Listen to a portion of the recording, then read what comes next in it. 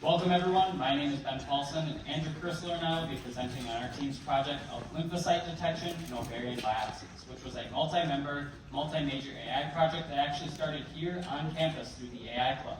And the reason it's important to note that it was a multi-major project is because of the artificial intelligence and medical imaging coming together. There were CSs and SEs like you might expect, but there were also biomeds that were a part of our team, being able to work on code as well as the more biological aspects.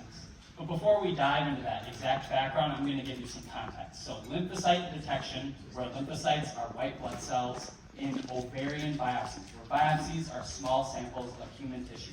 And this is important because an algorithm like this could be used as a pre-processing step in other cell identification artificial intelligence in order to better detect cancer in patients.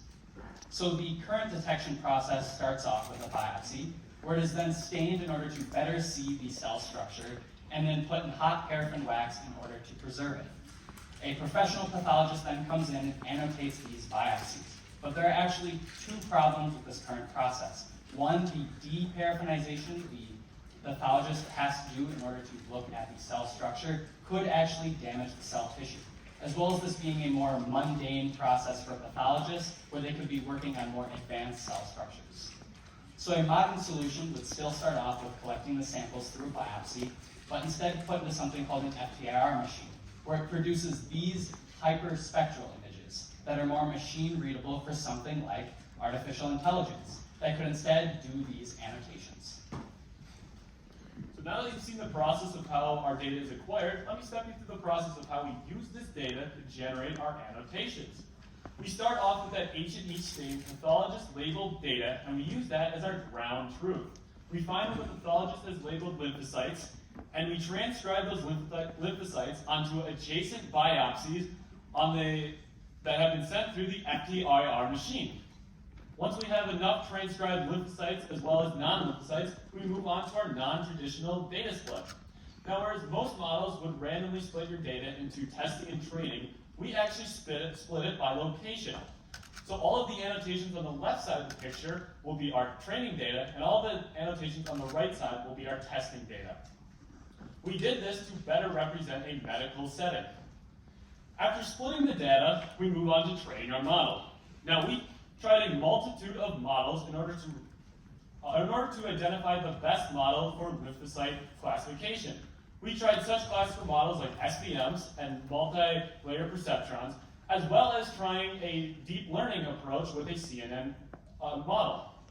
Our best model, which happened to be our CNN, achieved a validation accuracy of 92.5%, which was very good. However, we are currently working on improving this accuracy through hyperparameter tuning, as well as trying out different architectures for the model to find the best one. After training the model, we use the model to step through our data and generate lymphocyte maps of the biopsies. On the left here, we have our ground truth pathologist labeled data once again, and on our right is our newly generated lymphocyte map of that same biopsy. When comparing between our ground truth and our lymphocyte generated map, we see that lymphocytes, which are in white on this picture, show up exactly the same regions where the pathologist labeled the lymphocytes. This shows that our lymphocyte classifying model is correctly predicting lymphocytes in the biopsy. So looking more at the entire process Andrew just described, first we start with the data, where we have our H&E stained images as well as our hyperspectral data. We then split this hyperspectral data for its training and testing subsets and put this into different models, where our CNN was the best model with an accuracy of 92.5%. These then produce predictions of where lymphocytes are within the biopsy. And this was made all feasible by the use of ROSIE. Our data alone is 500 gigabytes, and I wouldn't really want to run that through our school laptops. So being able to push this into models and pivot quickly after recognizing little changes we made to boost accuracies was a very key part of our entire project process. This is also a cool project in that we're able to put it as a pre-processing step for other cell region identification algorithms in order to better detect cancer in biopsies. Thank you.